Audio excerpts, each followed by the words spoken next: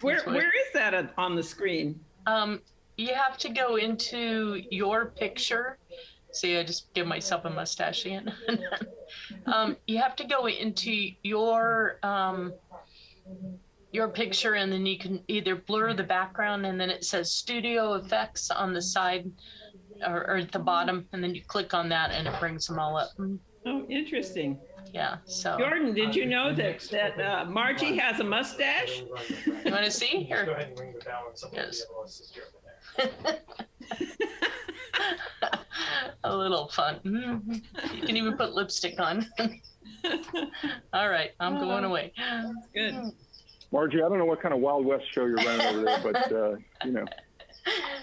Just a little fun here. Good seeing you. All right, let me get rid of me.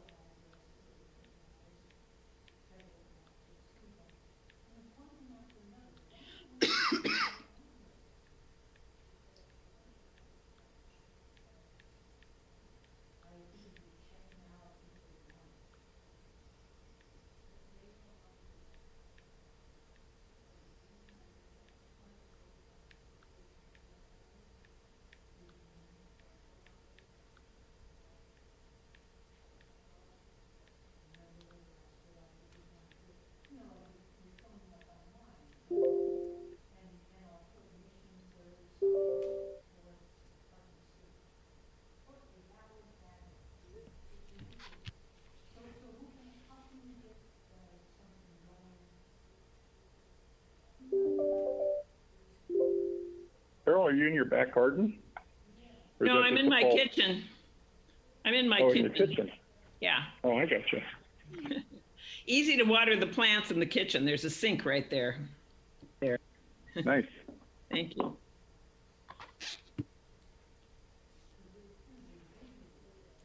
Hello, everybody. Hello.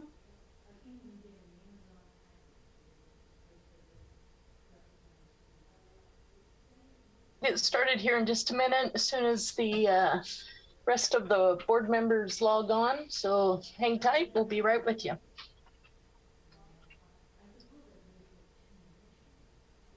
Are you going to be on the tour, Jordan?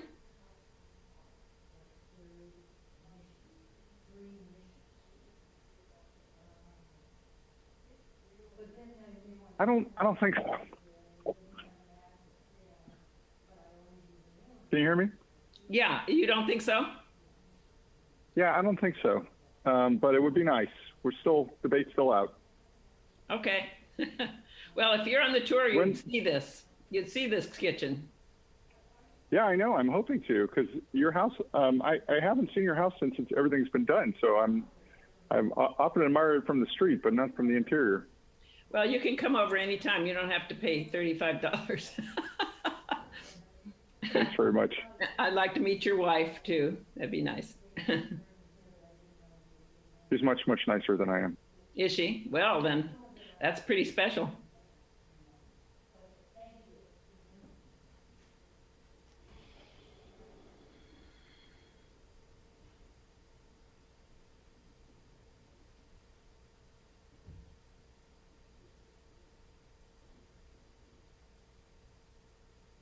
I wonder where Catherine is. She's usually Johnny on the spot. Board member Galtieri will not be joining us today. Ah, thank you, Brandon. Yeah, she let us know ahead of time. Okay. And I just texted Chair Dyer. He needed the link. He couldn't find it, so I just sent that to him. Yeah, I had a little trouble with that too. I'm glad I started early. What was the issue, if you don't mind me asking? Well, normally we get a special email with the link right there, and you just press on it and it takes you in. This time I had to go to the agenda and then scroll down on the agenda and see where it was to get it. So it was a little more work, just because. Okay, I apologize for that if the email didn't make it to you. Yeah, sorry about that. That's all right. I got there. So resourceful, thank you. Let me text Board Member Pomeroy as well. She may be having the same issue. Perhaps, yeah. The links come on your invite that goes out automatically and you guys reply to. Usually it's right after the meeting, the last meeting, then it pops right in. Huh, because I generally flag, you know, whenever I see an agenda address, I flag it to know where to go. And this time I looked all up and down and couldn't find anything. So if you were doing just I'd have I to didn't do see a test. the additional, I saw the agenda and then not the additional email for the invite. Individual renting one property. you do have Interesting. one permit. Okay. If it is a commercial entity where you are renting multiple properties. Somebody doesn't have their mic muted. If you can mute it, please, that'd be great. Brandon? Yeah, that was Margie actually, because she's sitting up front with Sullivan. Oh, So okay. you heard city business being conducted real time, Uh-oh, serving the public. great. Good to know it's happening. That's right. Yeah, we just set it up for this call actually. Okay, so we're waiting for Kathy. Is that, Yeah, and I just texted her. She says she's looking for the Zoom link, so let me email it to her.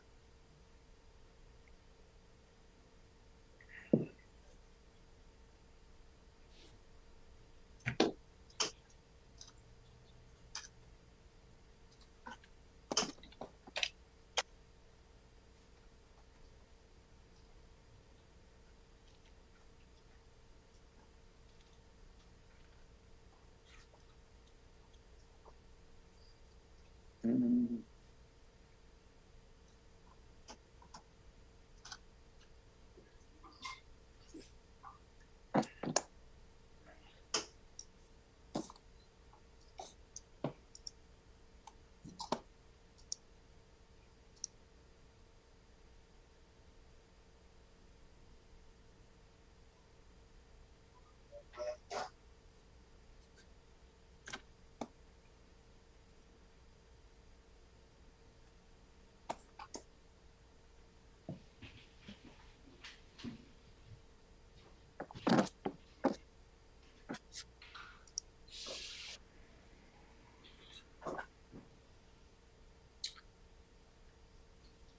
Carol's kitchen looks really nice. Thank you. I'm watering. Nice natural light.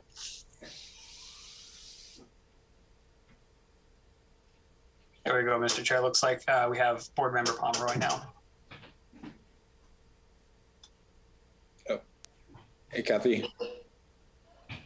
Okay, I think everyone's here, so I'll go ahead and call to order the regular meeting of the City of Carmel-by-the-Sea's Historic Resources Board to order for Monday, September 20th. Roll call, please. That's Board Member Croman, Here. Board Member Galtieri, Board Member Hall, Here. Board Member Pomeroy. Here. Chair Dyer. Here. Thank you. Next on the agenda is any announcements.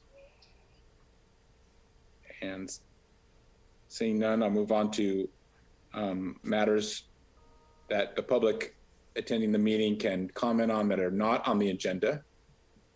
So if anyone's on our Zoom meeting that would like to make any comments to the board on items not on the agenda may do so now. Okay. Seeing none, or hearing none, I will go on to the consent agenda, and we have 2 minutes for August 16th and September 10th to review. Is there any comments, corrections, or edits, or is there a motion for acceptance of the minutes? There was only one issue. I believe it was the regular meeting minutes, item 6. It said that our next meeting was on September 13th, and it's actually on September 20th. Okay.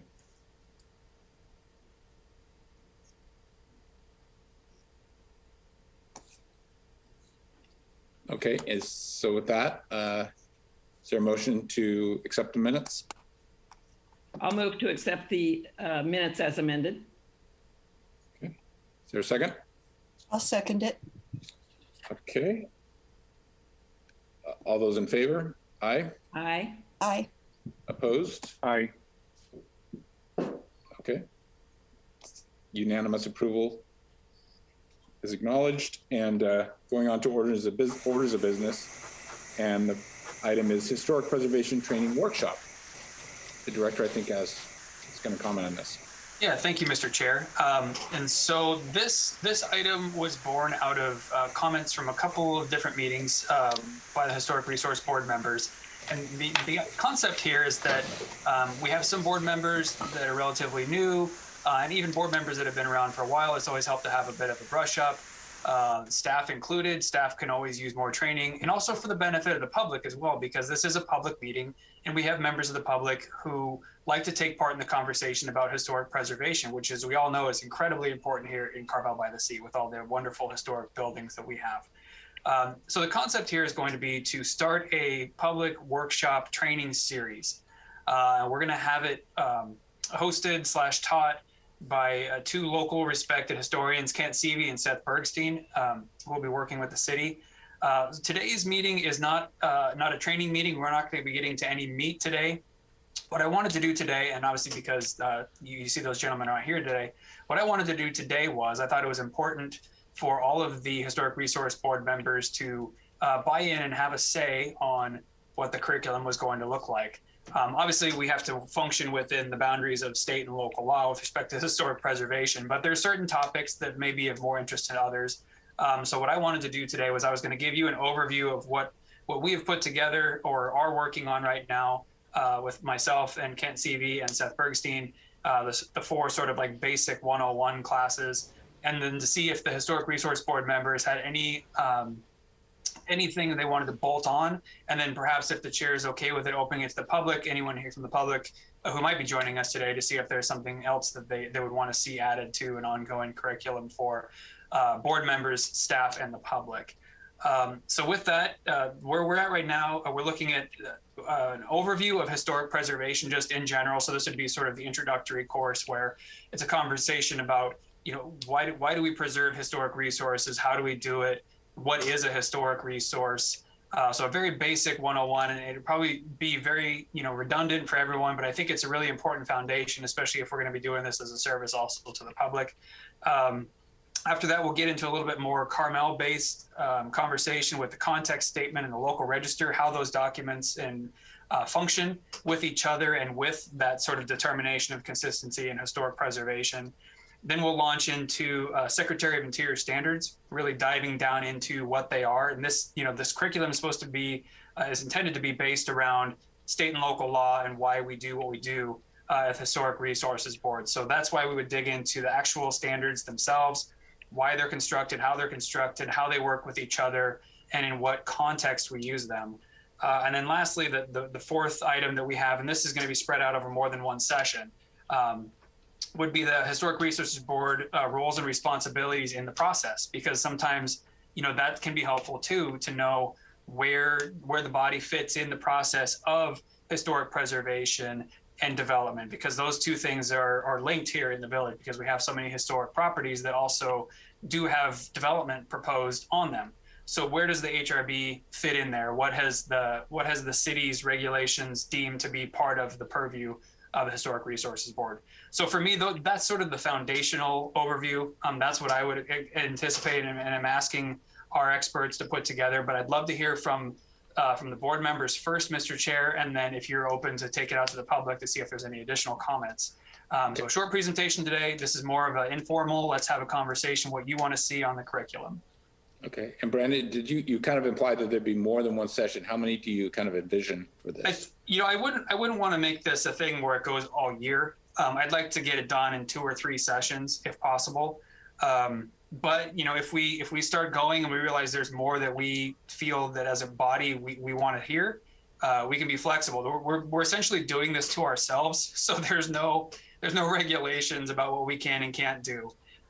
We can develop this together, which is the reason for this conversation today. Mm-hmm.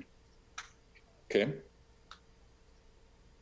And then how long do you expect each session to be, just out of curiosity? I don't think any good learning goes much past an hour, to be honest with you. Okay. So, sounds good. Does any other board members have suggestions or questions of Brandon? Jordan? I have a couple questions. First, I'd like to see this in writing, some kind of, once, you've got the comments here, I'd like to see some kind of agenda and how things build upon each other. Also, I'd be very curious to know what this is going to cost the city, for hiring consultants and doing things like that. But I think this should be phased in some kind of building block where, perhaps people that have extensive experience in this, that have been on the board for many, many years, or on the board again for many years or something like that, maybe don't have to go to block one, but it would, for those of us that probably would benefit from that, that'd be great. And then, then maybe they join at block 2 or block 3 or whatever. So I think it should be a stepping stone that's inclusive for everyone that wants to come, but makes sense to enter different peoples at different skill levels at different times. I would just say, as probably the most experienced member of the HRB, I think it's a great idea, and I'm happy to actually attend even the fundamental sessions, because I think part of it is, interacting too, and there may be questions that people like me who've been on the board a long time and how we've handled these issues in the past, as in terms of Carmel specifically. Mr. Chair, if I could add, I could actually answer those questions. We can certainly put together an agenda. That's no problem.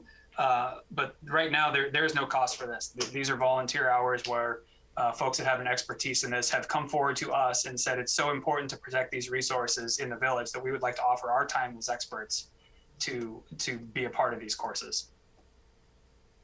Another, are you done, Jordan? Okay. Another thought that may be embedded in what you said, Brandon, is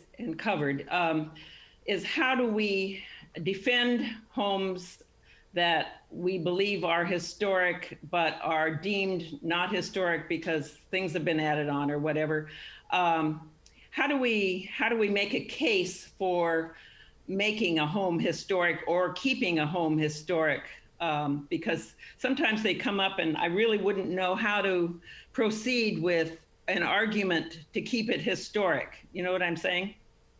I think so. If I heard you correctly, you're asking how do you decide a house is historic once it's been deemed not historic? Is that? Well, they come up like every 5 years, and sometimes I wouldn't know how to start. Like for instance, last year, Catherine did a lot of research and deemed that there was a home that was not historic. We made historic. It was a doctor's home, as you recall, on San Carlos. Maybe you don't recall, Brandon, but others of us. And I was in awe of her process and wouldn't really know how to proceed with that. So when it comes back for the 5-year review, that's what you're talking about? Yes. So that's something, okay, that's great. So that's something we would add to the process then. Got it. Good. And I think also implied in that, maybe something about in dealing with exterior standards, which is part of what is already being talked about, and that integrity being one of them. What constitutes a loss of integrity to the extent that it's now not historic? Where are those lines? Yes. So that's kind of an interesting, and that's of course judgment calls, right? So that's, to some extent, it gets down to some subjectivity. So where is that line? I think it'd be an interesting discussion item. And especially when things are added onto, maybe the basic historic home is there, but it's been added onto, and maybe the interior has been upgraded a bit. It's all kind of a gray area to me when it becomes unable to be historic, I guess. So. Got it. That's great. Thank you. And what is the legal precedent for that? Yep. As well. I also think that, central business district versus residential homes would be an interesting thing. And then a while ago, we talked about delineation between historic properties that simply need maintenance and are a staff function versus those items going before the HRB, and where that delineation is. I think that would be helpful and interesting for us as well. Yes.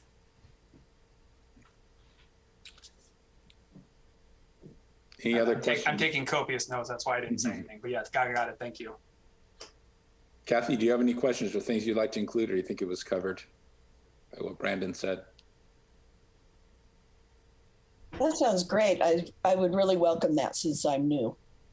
I would really look forward to it. Thank you. I think some of the other things that comes to mind is maybe the discussion of, especially when the public is involved, is the Mills Act for commercial and residential properties that qualify.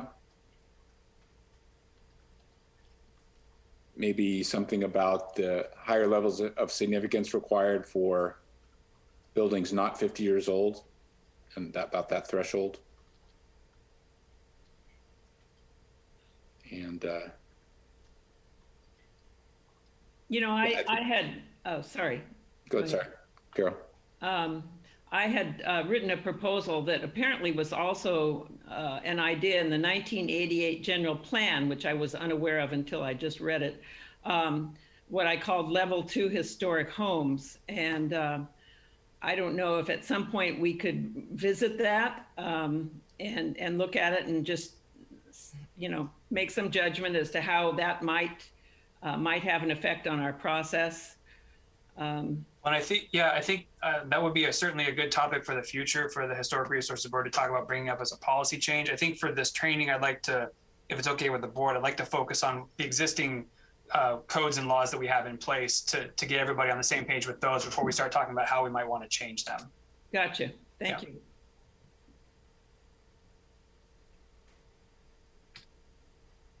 Something else that would maybe be helpful as a general, I'm sorry, Eric, go ahead. No, go ahead, Jordan. I'll add mine later.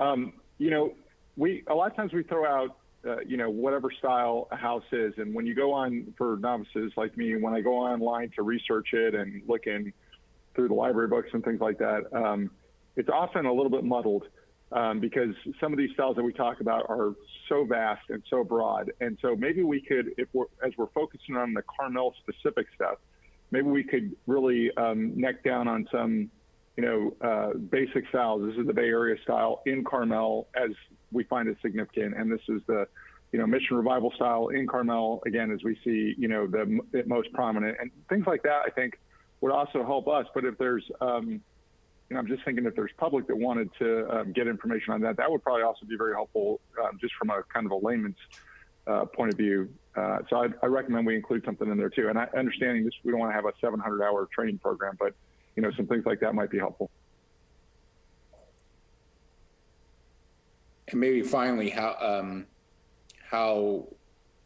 different potential resources, once they get 50 years old, are evaluated, and how we deal with that, and it'd be good. Obviously, part of that is the context statement and updating the context statement, which is in the works. Which is a good question. I guess we can wait for it later. But I was just curious about since I think we did get our grant for it. Is there, I guess in the director's report, maybe you can give us an update on where that is in the process. Yeah, I will. Okay. Okay, is there any other questions or anything we want to discuss more about this? Oh, I guess one question would be, when did you see it, the first one happening? It could be as soon, truthfully, because we've already started to work on some of these basic concepts a little bit, it could be as soon as the October HRB meeting. Great. It'd be something where we'll look at, I mean, if we have a really heavy agenda, like if you guys have an agenda that's going to go a long time, I probably wouldn't stick a training on there as well. Yeah, so we do it as a separate meeting? No, I would want to do it as part of the HRB regularly scheduled meetings. Okay. Because it's meant to be for the public as well. You know, if we found, you know, 3 months in a row we didn't have room on an agenda, then I might think about doing it as a special meeting. But I think, you know, tonight's a great example that we have 2 items, relatively simple. It would be a great night to have an hour-long training. Sure. Okay. So with that, I'm going to open up the public hearing, and I saw Thomas had his hand up, our former HRB member. Good afternoon, everybody. I'll be brief. Brandon, I think this is an outstanding idea. I think informing the public really what our historic context statement that Eric and I were working on last year, how it ties in. I think that what you laid out is your kind of your overview. I think it's a really good working outline. There are just a couple of things I might suggest. As at the beginning where you said, what is an historic resource and why? I think it might be quite simple if we look at the points that deem something historic, done by a famous architect, example of a style, historic event or famous owner or resident, last remaining example. If we just showed one example of each of those to get our audience, and I hope our audience is going to be the public, they can say, well, that's why this house is historic, and give physical examples, which we've got in our archives now. I think that sets the framework for understanding more than if HRB and the public are just chattering. In other words, if we can provide a physical example and point it out, I think that might save a lot of valuable time and quite honestly garner some support in the community. I think ultimately what would be interesting is to see if there's any interface possible with other organizations that promote historic restoration and enhancement, AIA or Carmel Heritage Society. Is there anything that they're doing in their own conversations as not-for-profits that come in and can be supportive of informing the public about this? Last thing I'll say is maybe at the conclusion of this or in the right point is identify what the Mills Act does for historic properties, educate the public about that, and encourage them, if they have an historic property, to pursue it. That's all I got. Thank you, Thomas. Is there any other member of the public that would like to make a comment on this or have a question? No? Okay, thank you. I'll close the public hearing. And final questions from the board, but I think Brandon probably has what he needs. Okay, seeing none, we'll go on to the public hearings. And number one on the public hearing agenda is the consideration of a design review, DS 21-120, Grazing's Restaurant, for the installation of a 10-foot by 19-foot demountable fabric awning at the north rear outdoor dining area of Grazing's Restaurant, located at the northwest corner of Mission Street and 6th Avenue in the Central Commercial District and Downtown Conservation District and District Overlay. Staff report, please. Thank you, Mr. Chair. Brandon Swanson here. I'm gonna insert myself real quickly before Evan goes through. So I just wanted to kind of put some context around these two items tonight because they're a little different than what the HRB normally does. So both of these items that the HRB will be reviewing tonight are non-historic properties, but the reason they're in front of you is because they're in our downtown conservation district. So our code requires that these come to the HRB, but for a slightly different thing than what you normally do with historic properties. So with historic resources, the HRB's charge is to approve and make a determination, an official determination of the Secretary of Interior standards consistency. So that's a determination. You adopt a resolution that says, here's what we decided. We made a decision as the HRB. With respect to non-historic properties, our code is pretty clear, 1720.280.b. It talks about it being a review and recommendation from the HRB to the decision-making body. So if it's going to be ultimately staff level director of community planning decision, then the HRB is making a recommendation only, or if it's going to be planning commission, they're making a recommendation only to that body with consistency of the established design context on Ocean Avenue and impacts to the surrounding historic buildings. That's quite a mouthful, but basically what it means is the HRB is being asked to look at the project and see if it's consistent with how it looks downtown. So when it says design context, that's not something that's been adopted. It's not like our design guidelines. Design context in this frame means think more neighborhood character or surrounding character. So that's the first thing we're asking for. And the second thing is, would the project being proposed have an adverse impact on any of the surrounding actual historic buildings? And that's why it comes to the HRB, is because we're having a project taking place down in an area where we know there's historic resources. So in this case, the HRB is not being asked to, change the project, modify the project to be consistent with the design standards of the Secretary of Interior or anything like that. What we're looking for is a recommendation as proposed. If you were going to send a recommendation forward to the hearing body, what would you recommend for the project to meet those standards, being consistent with the designs around it and to not impact historic resources down in the district? So I know that was a lot, but it's important because there's a bit of a technical nuance between that and what you normally do as a historic resources board. But both of these items tonight are in that ilk, so you're not going to have to listen to me babble before the next item. But I just wanted to put you all in that sort of context. And as we get to the decision, I'm here to help if you have any questions about the purview of the HRB. But I wanted to set that up before Evan got going. So I'll turn it over to Evan now for a presentation. I just have a question on that, Brandon. Sure. Does the resolution in the packet for each of the public hearing items, does that need to be reworded a little bit to accommodate what you're talking about, or is it? I don't think so. Evan, the way we have it written is it's still a recommendation, right? I'm not sure I have to look at that again. I can jump ahead a bit. For this first project, the recommendation is to adopt a resolution finding the installation of a 10-foot by 19-foot demountable fabric awning on the north outdoor dining area of Grazing's Restaurant, consistent with the established design context of the Downtown Conservation District. So that would be a recommendation for that determination. Correct. Yeah. Okay, thanks. And is there any questions from any of the board members on this? Are we ready? Okay, Evan, go ahead with your staff report. Thank you. All right, so the subject site is an existing full-line restaurant, Grazing's. It operates under use permit 18237. As I just read in the resolution, the applicant's proposing the installation of a awning at the rear of the building. And as we just discussed, the project is not historic, but it is located within the Downtown Conservation District overlay. So it is at the northeast corner. Nonetheless, it would be treated just the same as a building located on Ocean Avenue for the purposes of this review. So the proposed project is for the installation of a 10-foot by 19-foot demountable fabric awning. It would be mounted on an aluminum frame with the frame painted to match the existing. The awning itself would have a gray finish, and the installation of a few space heaters are also proposed for the cross beams associated with the awning. No lighting is proposed outside of what's already there attached to the building. So as Brandon just explained, the purpose of this review is to, one,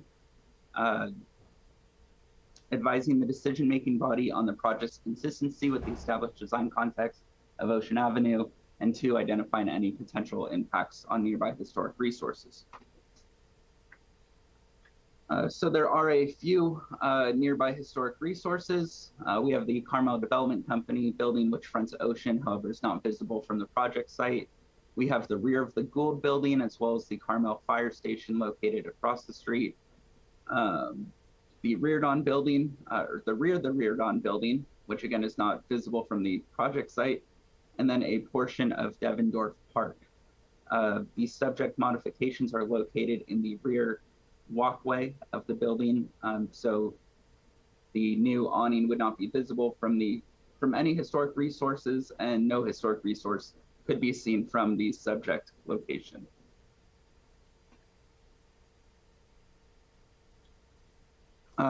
So when making this recommendation, there are two findings. One, that the proposed new development shall not exceed the floor area ratio requirements for the site. No floor area is being added. The only change to the project is, or the only wall that would be enclosed is this rear wall. That's the existing wall of the building. And then there is a retractable windscreen along the western portion of the frame. However, the side of the frame closest to the walkway and then the side of the frame closest to the stairway, that would be open. So therefore, there is no increase in floor area. The second finding is that the proposed development is consistent with the established design context of the Conservation District and will not adversely impact historic sites on the project site or adjacent site. So typically, building materials and colors should respect the traditions already established in the commercial district. The use of richly detailed wood, tile, moldings, corbels, brick, and stone, as well as landscaping are encouraged. That's from our commercial design guidelines. And then we also have language in the municipal code that states physical structures that enhance comfort, such as windscreens, heaters, exterior lighting, shall be designed to be architecturally compatible with the village character and adjacent buildings. So the frame is proposed to be aluminum, which introduces a new material into the building site. Staff is not opposed to the use of aluminum. However, we are looking for that color to match a little more closely to the existing painted wood on site. So there is a recommended condition of approval that the applicant work with staff to have that color match a little bit more closely to the paint on site, or the paint trim on site. So with that, staff recommends the Historic Resources Board adopt a resolution finding the proposed project consistent with the design context of the Downtown Conservation District. And that concludes my presentation, and I'd be happy to answer any questions. Okay, any questions of Evan? Okay, seeing none, I'll go ahead and open up the public hearing as the applicant or applicant's representative here. Mr. Hood. Yes, sir, I am. Thomas Hood, architect for Kurt Grazing's restaurant. I will defer the rest of my 3 minutes. I would just start off by saying, I think it's important to recognize that the upper story that was constructed 2 years ago made a very, let's call it a demonstrative statement by a change of materials and color. And when I was approached to design the awning on the back, it was decided very early on to make that as understated as possible by its size, the slope of the roof, a shed roof that's consistent with generally most awnings in the area, but also in terms of color. And I think color became very important in that we didn't want it to compete with the upper story, which changes to a natural redwood color, but more or less identify as closely as possible to the predominance of 2x10, 2x8, 2x6 heavy trim that you see all around the building on the first floor. And that's what set us in this particular direction in the use of that particular material. The other thing I would also like to point out is that staff says it's visible from Road. That's actually should be from Mission Street, the staff report. Lastly, I identified this as a demountable partition. We're not doing any structural work on the building, merely attaching it with concealed bolts. So at some point in the future, if there's a change of tenant, the whole thing can come down. It's not a permanent structure. Okay, just so you know, Thomas, just a bad. After your comments. At least I'm having a hard time hearing you. There may be a bad connection. I don't know if the other board members are experiencing the same thing. But so I guess I think, did everyone catch what he was saying? Yes. Even though it was a little broken up? Okay. Go ahead, Thomas, Troya. Is there anything else you'd like to unmute? You're good? Okay. Is there any questions of the architect? I have a question. Kathy? Yeah, I have a question. The point of the structure, one of the reasons you wanted to do it was to eliminate all the other things that were sitting around that people could run into. I'm wondering why the heaters aren't being mounted on it. And my second question is, there are lights on the edges of the umbrellas, and I'm wondering why lights aren't being mounted on it.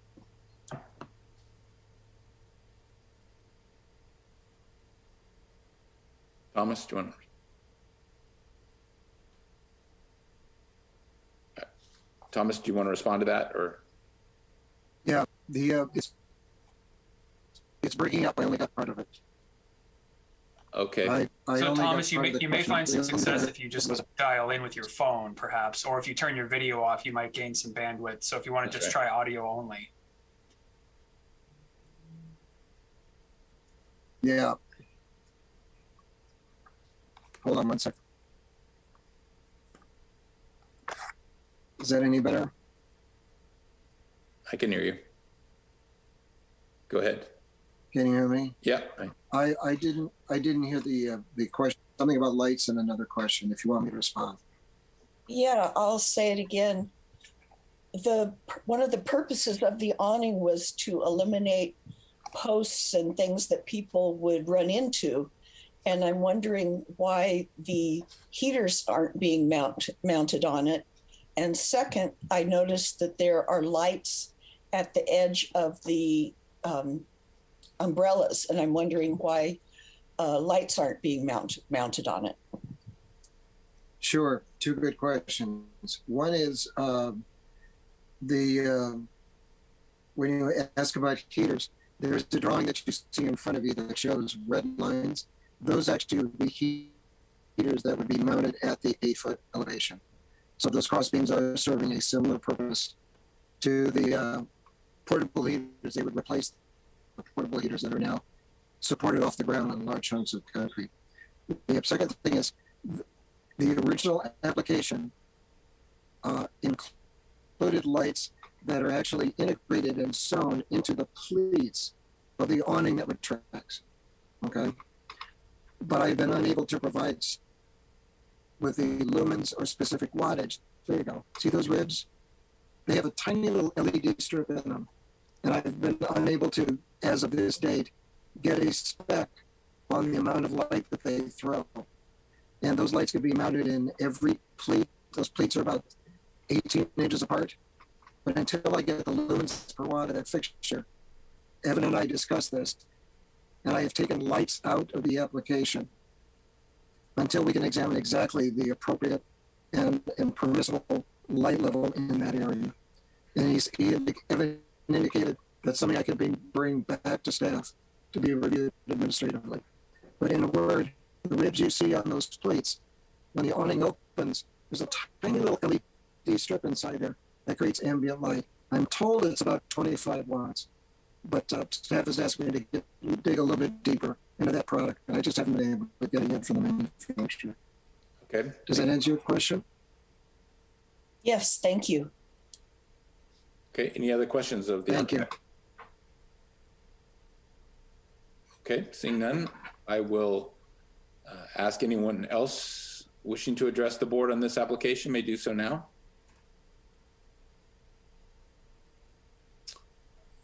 Okay. Seeing none, I'll close the public hearing. Bring it back to the board for comment, motion. Jordan? Thank you. So a couple observations. First of all, the picture of the aluminum next to the window is not actually the window that is under discussion. That's not the window that they're going to bolt it to. That's a different window. If you do an about face, if you're looking into the grazings window where the current umbrellas are and you do an about face, there are a whole bunch of different colors of brown on the different doors and on the different accoutrements that are in the buildings right across from it. So it's not a unified color and it's not a unified application. One kind of looks like it's flat and the others look to be more satiny and things like that. So I'm not totally sure why we're going to ask the applicant to go through an additional expense of changing the color, and the color appears to be about 1 degree off the paint where it's actually going to go. I'm not sure why we are asking them to go the extra effort to an expense to change a stock aluminum to match one part of that area out there, the brown of the part of that area out there, rather than just let them use that stock and already powder coated finish. Seems to me like it's absolutely appropriate, and it will match one of those colors of brown perfectly, probably, if not most of them. And it really doesn't take anything away from the look or anything by just letting them use that standard finish. So I would make the recommendation that we remove the proviso that says that it has to be acid finished or whatever they're going to have to do, painted, to get it to match the precise windowsill that it's going up against, if even all those windowsills are the same color. Okay. Thank you, Jordan. Anyone else want to comment? That sounds reasonable to me. I think the color's close enough. I agree. Okay. Evan, do you want to comment on that at all? And why the staff? Yeah, the reason we asked for the match was because we initially requested the change to a wood material to, as I mentioned, the design guidelines speak to using consistent materials throughout, as well as natural materials. So the idea was to use that that same wood trim that would be painted to match. In speaking with the applicant, there were issues, I guess, with the manufacturer's warranty, and they'll only do a warranty if the aluminum frame is used. And we said, okay, that's fine. However, the color should be a match, so it's indistinguishable from the wood. We weren't able to get that photo up against the where the awning will be mounted, just because people were dining up against those windows when we made the site visit. So we used the next best thing, which are the other windows, which are typically painted generally the same. My assumption is the sun bleached, the other windows at different times, and they were repainted over the course of multiple paint touch-ups, and that's why we have the color variation. I think, though, if I could, Mr. Chair, I'll piggyback off what Evan's saying. I think we've got, it sounds like a recommendation from HRB that either the brown as presented today, or conceivably if we did work with the applicant and they opted to go with a different color that was color matched, either of those would be appropriate, it sounds like, based on the recommendation of Historic Resources Board for the design context of the area. Okay, and maybe I'll open up to the public hearing to have the Thomas comment on that, and just maybe comment as well on the use of the aluminum frame rather than using the wood like was done on the upper terrace. Sure, I'm happy to respond. First off, use of the material. The type of redwood we used up above, it potentially can be sourced. We started with that.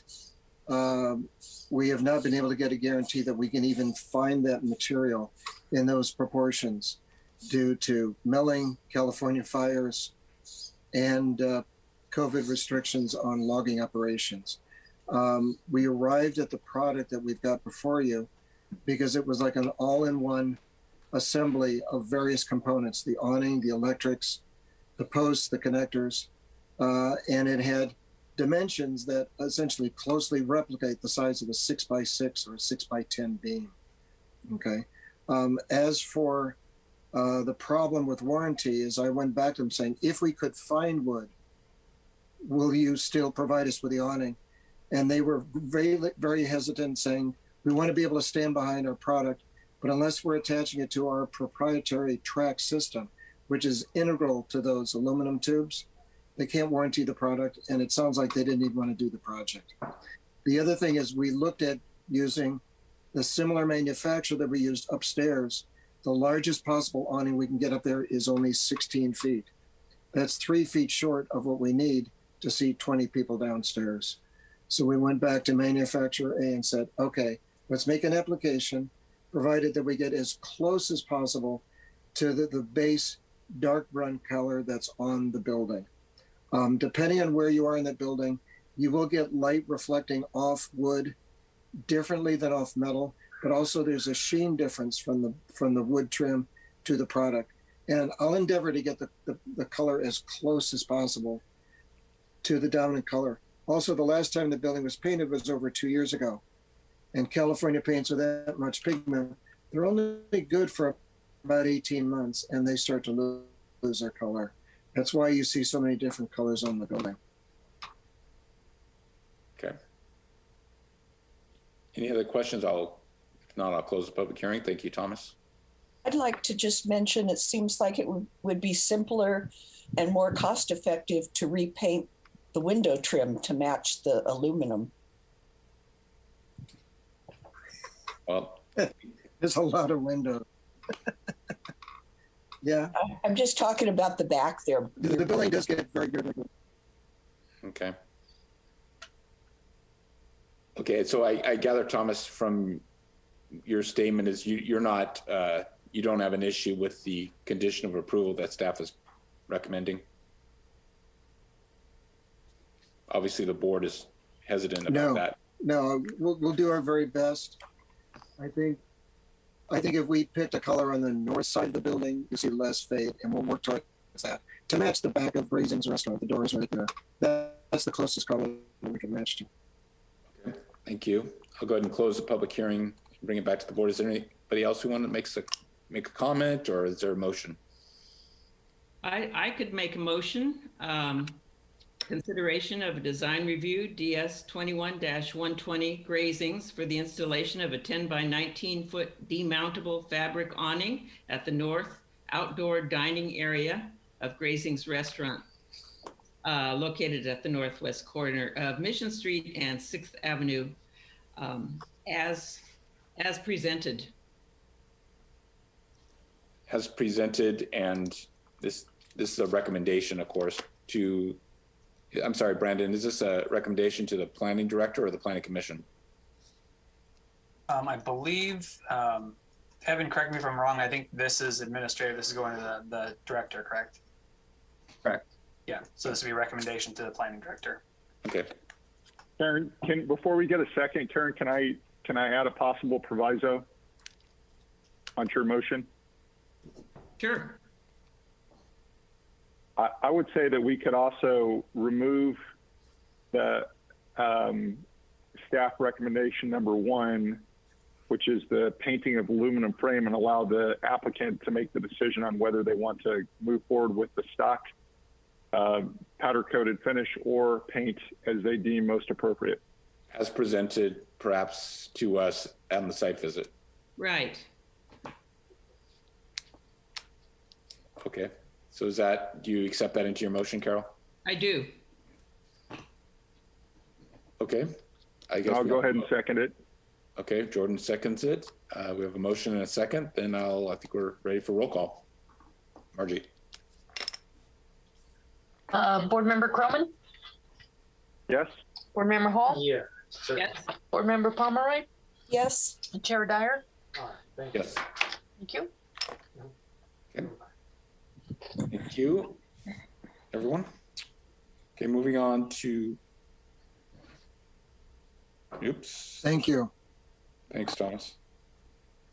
I'm just looking at the public hearings from the agenda, and I'm not sure of the actual number, the design review number, or I guess the DR and the DS are 2 different things, because I'm seeing the same number come up. What is the number of this application? DR 21-120. Okay, so it's the same as the other one, except the other one was DS. Oh, that would be a, I see what you're saying. That's a typo. I can get the correct number for you. So it goes into the record. This is 21-120, and the grazings was 21-201. So this is DS 21-120, Correct. and grazings is 121. Is that just an admin adjustment on our previous motion? Yes. Okay. I don't think. Oh, okay. yeah, we don't have to reopen that, that's fine. Yeah. Okay, so let me go on then to consideration of design review DS 21-120 for modifications to an existing mixed-use building, including the removal of an existing bay window and the reorientation of an existing exterior stairway located on 6th Avenue, 3 southeast of Lincoln Street in the Central Commercial Zoning Districts and Downtown Conservation District overlay. Staff report, please. Thank you. So the existing building is a mixed-use building consisting of a residential apartment unit on the 2nd floor and an art gallery on the ground floor. The applicant's proposing the removal of a bay window, the reorientation of a stairway leading to that 2nd floor apartment. And staff was informed this morning of an additional project component which is the removal of a decorative trellis. With the last project, this is a non-historic property, but is located in the Downtown Conservation District. So this just reiterates the previous slide, the scope of work, as well as the purpose, which is the same as the last project. In this instance, we have the library, the rear of the library, which is the only historic resource in close proximity to the subject site. Again, there's no other resource visible, and it's difficult to see the two buildings in the same line of sight unless you're located across the street looking at them in the right angle. So the first project component or finding that needs to be made is the base floor area does not exceed the allowed floor area for the site. This project proposes no increase in floor area. It just removes a bay window. It switches the orientation of a staircase, which you can see on the right. And then also the removal of the trellis, none of which result in an increase in floor area. The second is that the project is consistent with the design context of the conservation district. Again, the removal of the bay window, the removal of the trellis, and the reorientation of the stairs do not conflict with the design context of the conservation district, nor will impact any nearby historic resource. So before I get to the recommendation, there was a couple questions that came up on site I am able to provide clarification for. The new trash enclosure, or excuse me, area where the trash will be located will be behind the stairway here in this area. So again, as you walk up the stairs, this is 6th Avenue. You go up the stairs, the trash would be back in this area, screens from view. And then also the project plans do include keynote number 9, which speaks to the fire utility equipment, which states existing fire sprinkler pipes to remain. Note, remove and relocate devices that suspend or attach to the bottom of the bay window. So those will be pulled back and won't just be suspended from where the bay window previously was. So with that, staff recommends the Historic Resource Board adopt a resolution finding the removal of the bay window and the reorientation of the stairway consistent with the established design context of the Downtown Conservation District. And that concludes my presentation. I'd be happy to answer any questions. Okay. Evan, is the staircase any wider than the one that is presently there, the new staircase? I don't believe so. It's not dimensioned, so I didn't have an easy way to check. Or you know what, it is dimensioned, but only the proposed. I do see that the architect is on the call. Perhaps you can ask the architect when it's their time to speak. Good afternoon. This is Wayne Renshaw. I'm sorry. I'm not quite ready to open the public hearing yet, but 1 second. We'll get to you soon. Is there any other questions of Evan from the board? Yeah, Evan, it's Jordan. So a couple questions. So can you repeat the part about the fire hose and the other plumbing or whatever it is underneath there? The plumbing, the fire hose will stick out 12 to 8 to 12 or 14 or whatever it is inches beyond the flush window? So the notes says, let me find it really quickly.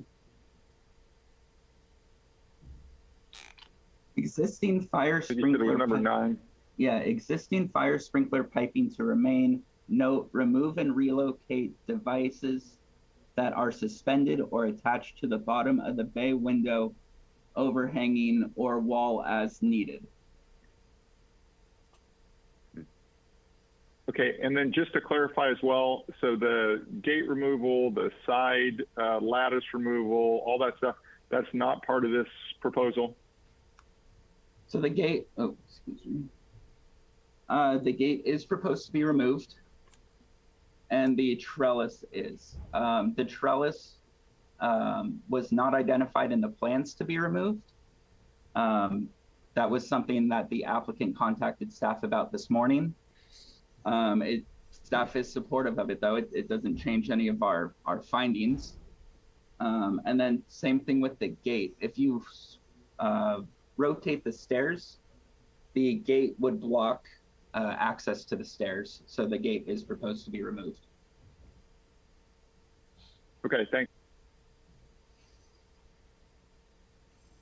Okay, any other questions of Evan? Okay, then at this point, I will open the public hearing. Is the applicant or applicant's representative, Mr. Renshaw? Yes, good afternoon. My name is Wayne Renshaw. I am the architect. My ownership is also here.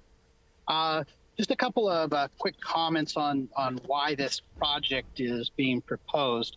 Right now, we have a staircase that services the 2 upstairs studio apartments for this building. That stairway goes back to the back of the alley, and in the back of the alley is an exit from a restaurant on the opposite street, which I believe is Ocean Street. So you have to walk past all the garbage, past the service entrance to the restaurant, and then turn around and then go back up the stairs to access the apartments upstairs. Reversing the stairway will bring the stairway down to 6th Avenue so that whoever is living upstairs doesn't have to go past all the garbage in the service entrance to the restaurant to access the upstairs. Let's see, the trellis. The problem with our trellis is that it's suffering from advanced dry rot. So at some point we will have to bring it down. Bringing it down right now will allow me just a little bit more space between the face of the stairway and the fence for increased exit width. Right now we meet our exit width requirements, but just barely. And every additional inch really helps us out. The gate at the bottom, I do need to remove the gate right now because I cannot get the handicap accessibility requirements and the landing clearances with a gate at the end of that alleyway. See, you had a question also about the width of the stairs. We are not increasing the width of the stairs. The stairs are at the code minimum, so we're staying at the code minimum.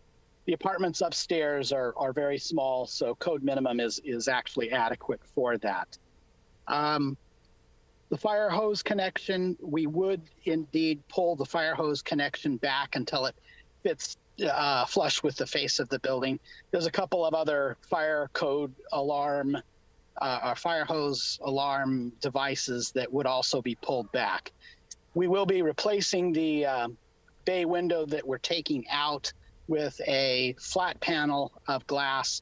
We're framing it in. It will match or be very similar to the look and feel of the windows on the adjacent buildings.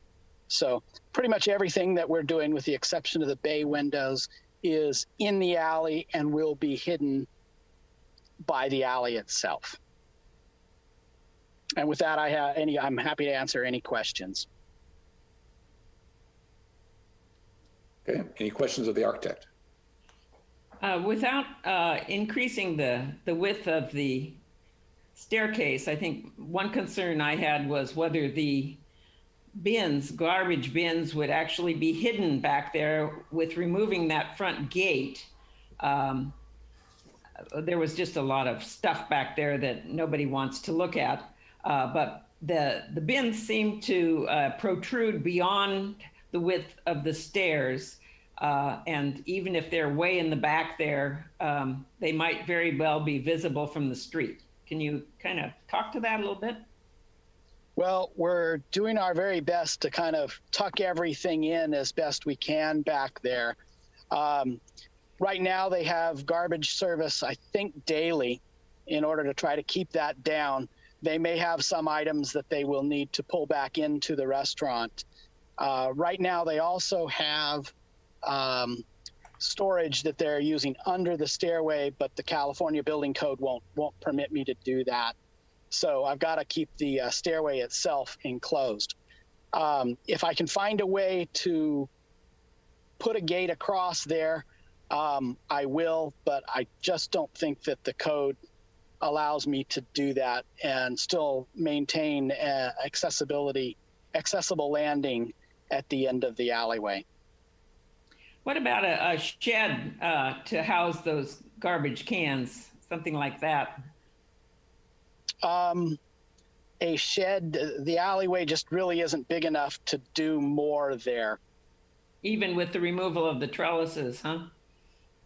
The removal of the trellis is all the way up at the front near the where the staircase is. So right there, I'm going to have a 3-foot staircase and 3 foot and some change for a passageway beyond it. Yeah, I understand. Okay, thank you. Thank you. Okay. Hi, Is that Jordan? quick questions. So you talked about gaining as much space as you could, and that was one of the reasons why you wanted to remove the trellis. My question is, there's that hard planter on the right-hand side of the portion, you know, right below the trellis. There's a hard cement curb, looks like, and then a hard planter. I don't understand how. Are you proposing to remove that curb and things like that as you remove the trellis, or how are you going to gain? You talked about gaining space. I don't see how you're going to do that by removing the trellis. And then my other question is, what about the top portion of the roof line? When you remove the trellis, obviously the trellis is attached to the top portion of the roof supports, or what looks to be the roof supports. Can you talk about those two things, please? The trellis, the beams up at the top, those cantilever off of the roof deck, so they're right underneath the eave of the roof. So unfortunately, water pours off the roof onto the top of those trellises, and that has caused additional dry rot. The planter out at the front, that is a curb that goes around. I think there's some brick on top of it as well. And the wall of the trellis is a 4x10, I believe. So the amount of space that I'm gaining by removing this is on the order of inches. I'm not gaining 2 feet by removing any of that. The brick planter is all the way at the front. So by the time that I am in the front where that brick planter is, the pathway of the stairway and the pathway from the restaurant service entrance, those two pathways have merged. So I don't really need to remove the brick planter at the front. The restaurant on the other side they put I spoke with the restaurant owner there, and he was very proud of the little plant that he put in there years ago. So if at all possible, we're going to leave the brick planter alone. But are you going to remove the cement curb or the stone curb that's there that goes towards the gate? The curb is if I can, I'll cut it back well behind the front of the building, and then go over towards the trellis actually sits on a curb, and there is a fence there on that fence line. So I'm going to try not to touch the curbing if I don't have to. But as I said, I'm gaining inches. I'm not gaining feet, I'm gaining inches. So I think if I understood Jordan's question a little bit about the trellis issue was, okay, we understand it's now has dry rot, et cetera, because of the things you listed, but what are you proposing to take it down and do with the existing rafter overhangs? How is the soffit going to be changed based on that? The soffit, you'll just see rafter tail ends at the soffit. So right now it's smooth, most of it, and then the rafter tails extend out to form the trellis. Correct. And you're removing the trellis, so you'll keep just part of those things and stop it at the fascia or something, or? Correct. Okay. And then I guess my other question was, could you explain in a little more detail why you don't think you can get the gate in based on the accessibility codes? It looks like, I mean, there's obviously a lot of space between the front edge of the building and where you're putting the stair. You're saying that there's a landing issue, or is there a slope issue, or what? No, when you have a door or a gate, the building code requires a couple of things. One, the gate has to swing in the direction of traffic. So the gate must swing out towards the street. When the gate swings out towards the street, I need enough space by code on the latch side of the gate in order to open the door and physically get out of the way of it. So I need a 5-foot wide width in front of that gate in order to maintain accessibility. However, the whole alleyway is 6 feet and some change. So if I put a gate there, I won't have landing space, which is just a clear area in front of the gate in order to physically open it and get through it. Okay, thank you. Any other questions of the architect?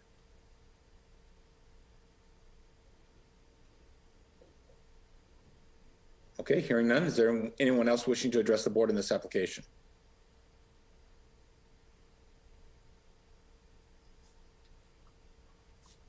Okay.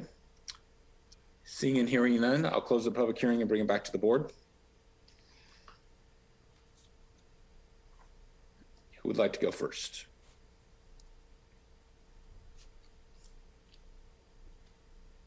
Well, I mean, if nobody else is going to talk, I just don't think we know enough about this project to approve it. I mean, I think we're probably more or less in favor of approval of the window, removing the bay window, which is clearly outlined in the tent of that. Now Mr. Renshaw has cleared up the what's going to happen to the fire hose and things like that. But I just don't. I think we need a lot more information on the remainder of the project, which is the removal of the lattice and the trellis. I'm sorry, the gate removal, the stairs. I mean, stairs are fairly straightforward, but it's everything that goes around that I think we really just don't have enough information on, and there still seems to be a considerable amount of wiggle room on what's going to happen. So I would either recommend partially approving the portion that deals with the window and asking for a continuance or opportunity to provide some more information to us about the remainder of the project, or I'd even be okay just saying, if you want to do it all as a one, come back to us with a new holistic proposal. Okay, thank you, Jordan. Who else would like to comment? I guess I feel enough comfort to let it fly with these comments from the architect. I'm sad that door has to go because it does hide a lot of industrial looking things in the back. But I think the staircase will help in that process. I don't know what more he can decide to do, or that we can decide needs to be done if we delay this yet another month. I just think that, the new design makes sense in terms of turning the staircase around. I don't quite understand why the bay window is a problem, but apparently it doesn't really matter. If they want to take it out, I don't think it has any major impact on anything. So, I think that the aesthetics are the only concern I have, and I don't know that that's going to change in a month. So. Okay, thank you, Carol. Kathy, you have a comment?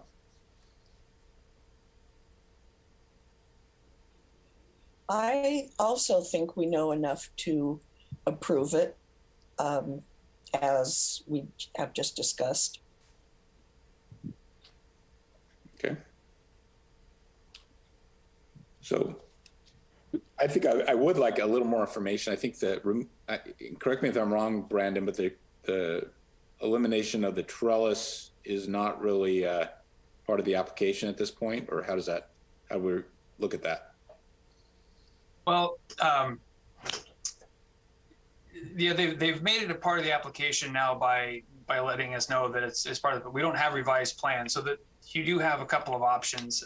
As I mentioned earlier, the purview of the HRB here is to determine if it's consistent with those the established design context and if there's going to be impacts to surrounding historic buildings. So you can do one of two things. You can either say the HRB does not have enough information based on not having the plans originally. I think that it's been substantially described in a public hearing. And we would obviously, through the building permit and demo process, we would get the correct plans to remove it. So if you were to say, one, we have enough information to make that determination that it's consistent with the design context and that will not adversely impact one of the historic buildings, you can make that. That would be, yes, we have enough information today. Or if you feel that you, as a board, don't have enough information because that was not included in the plans that you've seen, and it's only at this point verbal and you want to see it in plans and you want to see other things, if you felt that you don't have enough information to make that recommendation about the design context, then you would say continue it and come back with another set of plans. So I do feel that if the board desires to act on this today, I think legally we're okay from an application perspective, but it's totally up to this board whether you feel you have sufficient information presented to you to make that determination.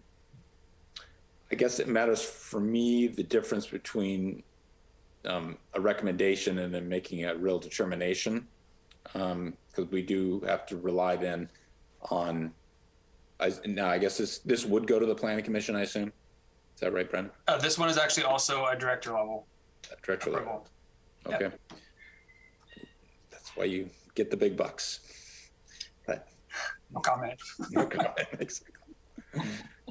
Anyway, so what I'm thinking is that we can make recommendations of how we want things to be. For example, I think making a recommendation that the fire alarm equipment and sprinklers are concealed as much as possible, that the trellis, if removed, is made then consistent with the rest of the building. For example, leaving the existing rafter tails, which I'm assuming based on what it was said are non-structural, that seems like that should be removed rather than just having the strange appendage on the soffit area.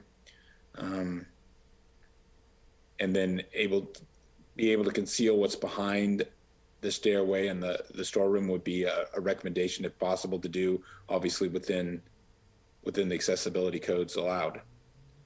How does the board feel about making general recommendations on that? I like that, Eric. I like it in theory, but there's still a lot of unknowns. Like, I mean, we're still hearing like, we will try to keep the planter box if possible, and we will try and do this, and we'll try and do that.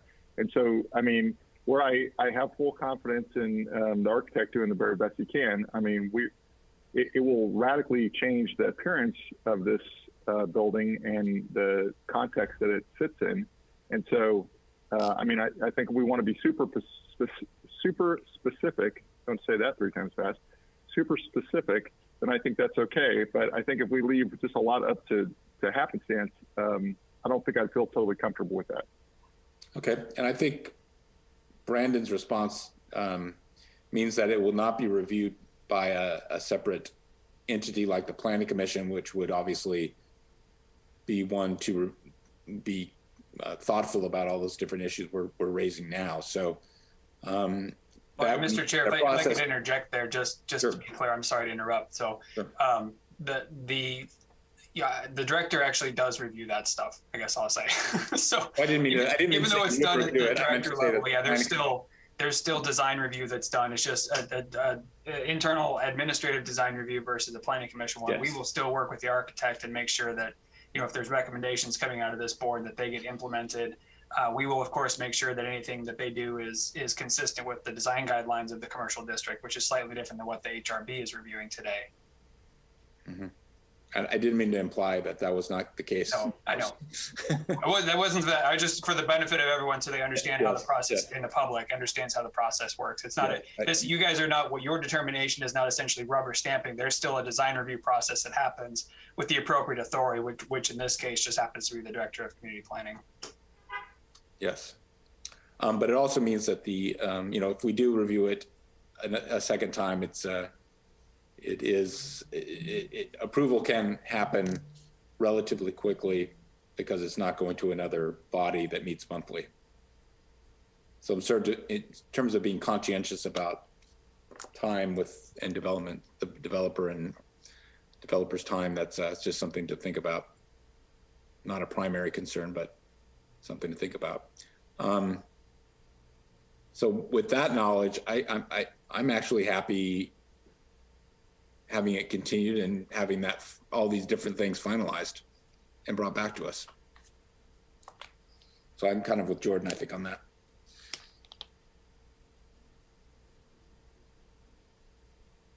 So is that?